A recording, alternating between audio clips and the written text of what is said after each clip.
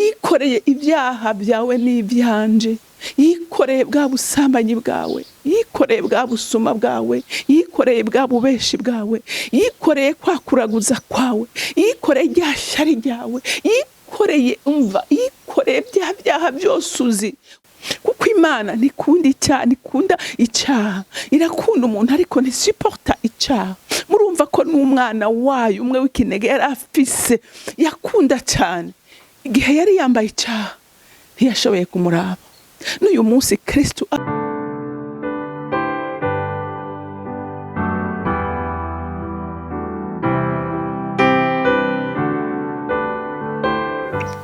bakunzi bahori CANAAN TV, fise umunezero mwinshi cyane mu mutima wanje uyu munsi, aho twibuka intsinzi y'umwami wacu Yesu Kristo, intsinzi yatubereye iyacu natwe uyu munsi abamwizeye.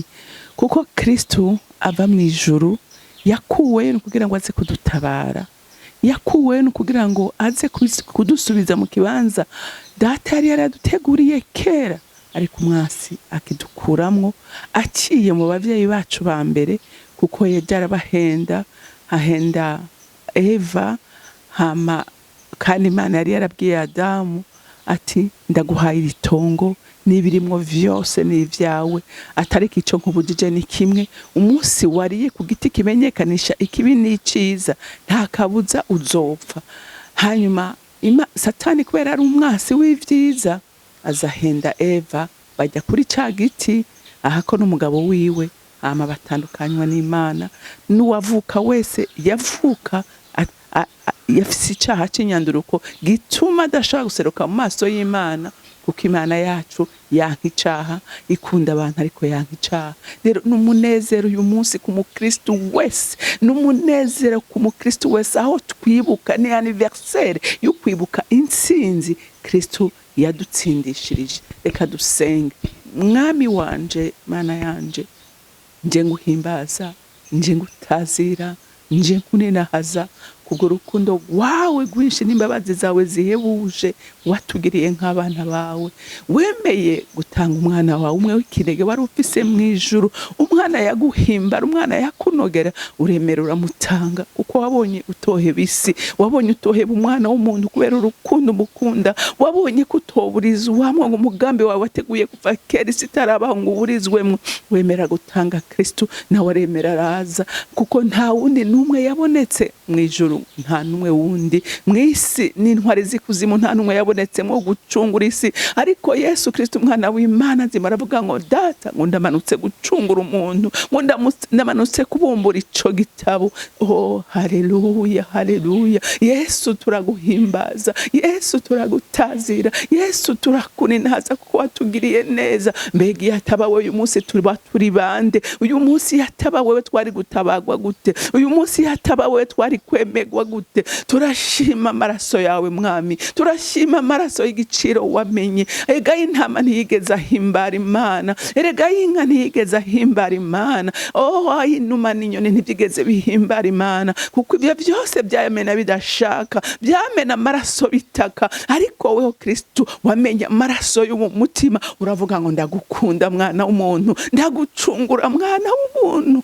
Mbega urwo rukundo, mbega iyo neza, iyo niyo ndirimbo dufise uyu munsi nk'abana b'Imana, turavuga ngo warakoze Mwami, warakoze kutugirira neza. Rero ushimwe Kristo umwana w'Imana nzima, uninahazwe Data wa twese uri mu ijuru, we byagiye ku ntebe y'icubahiro mu ijuru, ushimagizwe uhimbazwe. Ese ico mpabera bose bakagushima, ese ico mpabera bose bagatahura urwo rukundo, ese ico mpabera bose bagatahura iyo neza, bakaninahaza izina rya Kristo Mwami, bagashimira Data urukundo ruhebuje yadukunze. Urakoze nyaguhoraho, icubahiro cyose n'amashimwe yose aba yawe. Nkaba ndabisenze ndabyizeye, kuvyumvise wakiriye amashimwe avuye bwina mu mitima yacu, mu izina ryawe ryera Yesu Kristo Mwami wanje.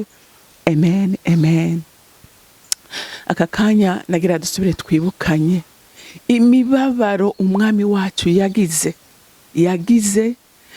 Turavugana ku mibabaro itatu, iteye ubwoba, iteye isoni, ariko Kristo arayihanganira kugira ngo ashobore kurokora ubugingo bwacu. umubabaro wa mbere turavye Yesu ari mu gashamba k'Igetsemani ariko arasenga, ahejeje kwerekwa abona igikombe agiye kunywerako, igikombe c'umururazi. Yesu agira ubwoba, abwira abigishwa biwe ati nimuze tugende gusenga, ati kuko umutima wanje urababaye, umutima wanje uratuntuye, ati ndifuza gucungura umuntu atariko umubiri urananiye. Yaragiye mwiyerekwa abona amacumu, abona amahiri, abona ibimuziye. Yesu agira ubwoba, aravuga ati ndumva umutima wanje ugomba kuncamo, ati rero nimusenge. Yase kugaragaza umubabaro wiwe imbere y'abigishwa biwe, ngo agenda ahantu atera intambwe aja gusenga. Arabwira ngo data, ngo ndazi kunyumva, ngo ndakwinginze ngo iki gikombe kindengane. Araganya arataka kubera umubabaro, ngo gushikaho ngo yavuye amaraso avanze n'amazi kubera ubwoba, ngo bitonyanga biratemba. Ariko se amutera umugongo, samutera umugongo, ntiyigeze amuraba. Kubera iki? Kubera yari yahindutse icaha kubwawe nanje, yikoreye ibyaha byawe n'ibyanje, yikoreye bwa busambanyi bwawe, yikoreye bwa busuma bwawe, yikoreye bwa bubeshi bwawe, yikoreye kwakuraguza kwawe, yikoreye rya shari ryawe, yikoreye yikoreye bya byaha byose uzi, guhara umugunywa kakaboregwe, yikoreye bya bindi byose, ya masturbation urarukora, yikoreye bwa bubeshi bwose, rya shari rya nzigo, yikoreye byose, ingwara zacu arazikorera zose. Data ngo amubonye asanga ni gisesema mu maso yiwe, amutera umugongo, arababara, aravuga ngo data ni gikike kumpebesheje. Ico gihe Yesu yarababaye, ababazwa n'iki? Ababazwa nawe nanje, gushika hataka. Muntu w'Imana, nagira ndakumvishe Pasika, nagira ndakumvishe insinzi turiko turaserebra. Ntuserebre unywa, ntuserebre urya, ntuserebre wambara, ariko userebre mu mutima wawe, usubire ubutunganye uvuge ngo mwami wakoze igikorwa gikomeye kugira ngo uyu munsi umwana w'umuntu ashobore kubaho yidegemvye, ashobore kubaho aseruka mu maso y'Imana, kuko ntitwashobora guseruka mu maso y'Imana. Kuko Imana nikunda icyaha, irakunda umuntu ariko ntisuporta icyaha. Murumva ko n'umwana wayo umwe w'ikinege yari afise, yakunda cyane. Igihe yari yambaye icyaha ntiyashoboye kumuraba. N'uyu munsi Kristo ari hagati yacu n'Imana. Haleluya. Imana iturabira kugira ngo itubone, iturabira muri Kristo Yesu. Haleluya. Kuko twebwe ntitwoshobora guturuka mu maso y'Imana, n'ubu turi babi, ariko Kristo ni watumwa twemegwa wenyene, kuko yarivugiye nawe nyene ngo jewe nzira n'ukuri n'ubugingo, ngo nta muntu n'umwe ashobora gushika kwa data atari jewe ndamujanye. Wa muntu we utizeye Kristo, wewe umva ushobora gushikira Imana ute? Imana itashoboye kuraba umwana wayo, we yo kurabi ute ko nawe umunsi kiri umunyantege nke? Imana idufashe. Uwo n'umubabaro wa mbere Kristo yagize. Umubabaro ugira kabiri, agarutse umutima uremerewe, azi ati ndafise abakunzi yatoranije mu ntumwa ziwe, abakunzi b'inkora mutima ziwe, ati ndabinginze nimumfashe gusenga. Aje asanga barasinziriye, arabwira Petero we, Yohana we, ni gute musinziriye? Ni gute musinziriye? Ntimurushe mubana nanje n'isaha imwe mu magogwa ndimwe. Yesu arababara. N'uyu munsi muntu w'Imana, Yesu arakeneye ko mubana n'isaha imwe, arayikeneye ko mubana, ariko iyo saha warayibuze. N'uyu munsi arababaye kubona azi igikorwa yakoze, azi imibabaro yagize, azi umururazi yanywereyeko, ariko uyu munsi ukaba udashobora kuronka n'akanya na gatoyi ushobora kubana n'uwo mwami. Bibabaza umutima wiwe. Murabwira ati nimuvyuke musenge, nimuje mu mosha mabi. Muntu w'Imana udasengwa, nta kintu na kimwe kizotuma utaja mu mosha mabi, nta kintu na kimwe kizogukomeza. N'intumwa zabanye na Yesu zaragiye mu mosha mabi zirananirwa kuko zitari zambaye inkomezi z'Imana. None umuntu w'Imana we nigiki gukomeza, we nigiki gushoboza muri urugendo duhuriramwo n'imisozi miremire, duhuriramwo n'inzuzi zikomeye n'ibyago bikomeye n'ibihuhusi biteye ubwoba. Mbega we nigiki gukomeza, nigiki gukomeza ko Kristo n'uyu munsi ababaye ku bwawe, abone intambara ucamwo, abone ibyago ucamwo, ariko ukagenda ugwa, ukagenda utembagurika, kandi Kristo byose yarabirangije. Yesu arababara ngo arasubira yarasengagira kwa kundi, ariko asanga toujours barasinziriye, asanga barasinziriye. Kristo hariho ibintu byinshi biriko birapfa uyu munsi, akeneye kukanguka ngo bisengera, akeneye kukanguka ngo ubane nawe uhagarare mu gishingo ciwe, kuko yakugize umu ambassadeur wiwe, ariko akaza agasanga urasinziriye. Cyo kibabaza umutima wiwe. Urigira gatataraza, Imana yabonye ko bikomeye ngo izimwongerereza imbaraga. Haleluya. Irungika marayika wayo imwongerereza imbaraga, waravuga ngo sawa tugende, ngo birarangiye, ngo uwungura yashitse kandi nditeguye. Haleluya, haleluya, haleluya. Ngo nditeguye kunywera kuri iki gikombe, nditeguye gucungura umuntu, kuko yarahejeje kwambara imbaraga.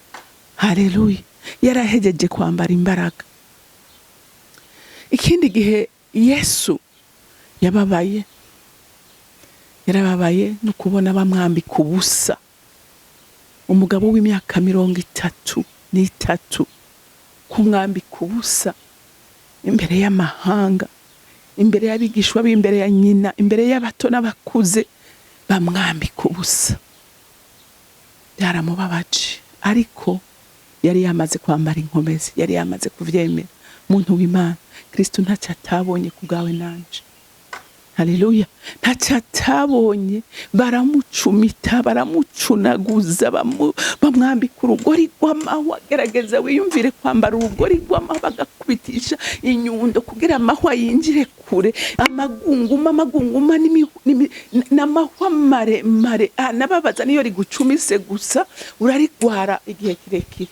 We bari mucumise amaraso aratema, amaraso arameneka, imisumari mu biganza, imisumari ku maguru, icumu ryo mu rubavu. Oh, haleluya.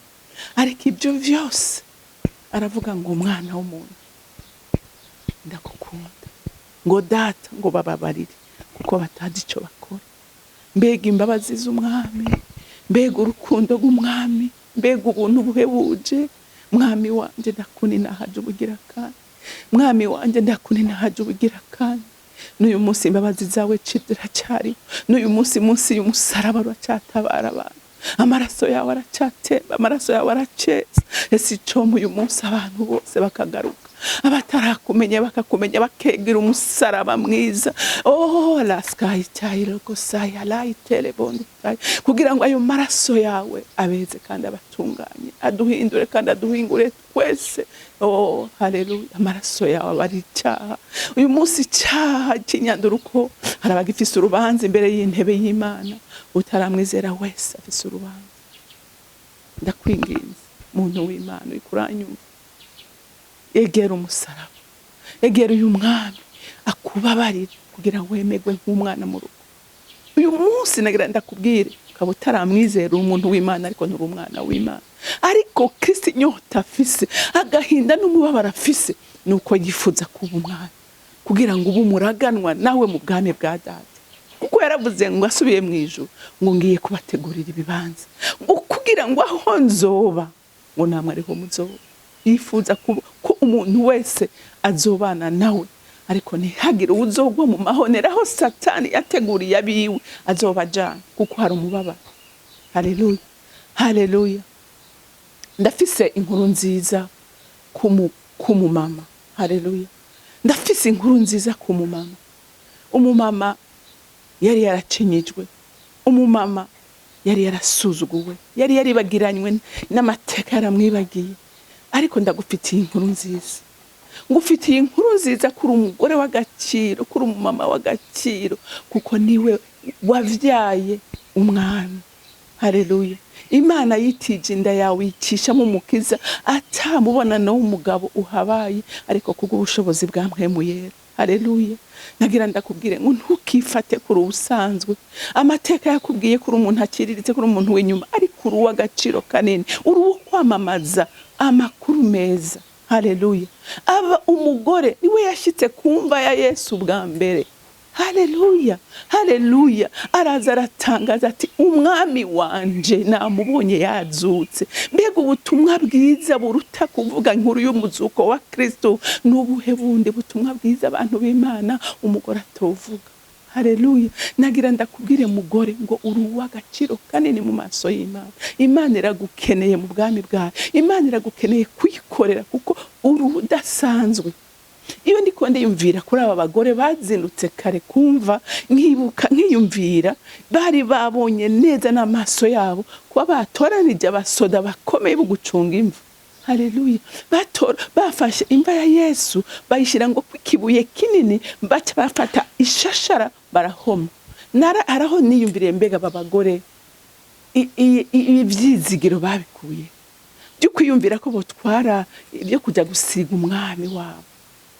Iribuye ninde ari kurikura, mbega bari guca hehe aba basoda ko bari batoranije abasoda bakomeye baza kurinda imva. Haleluya. Umutima w'umugore, haleluya, wama witanga no mu bikomeye. Amen. Ndagutera intege wa mudamu we ahuri, nawe wa mukobwa ahuri, ngo uruhu udasanzwe mu maso y'Imana.